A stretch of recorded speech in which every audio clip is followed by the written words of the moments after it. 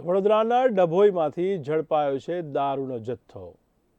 એસએમસીની ટીમે દરોડા પાડી દારૂનો જંગી જથ્થો ઝડપી પાડ્યો છે। ભારતીય બનાવટની વિદેશી દારૂની 3206 જેટલી બોટલ મળી છે। તો 3.87 લાખના મુદ્દામાલ સાથે 2 શખ્સોની પણ કરાઈ છે ધરપકડ, જ્યારે 7 શખ્સોને વોન્ટેડ જાહેર કરવામાં આવ્યા છે। તો એસએમસીની રેડના પગલે સ્થાનિક પોલીસની કામગીરી પર ઉઠી રહ્યા છે સવાલ। તો ભારતીય બનાવટની વિદેશી દારૂની 3206 બોટલ મળી આવી।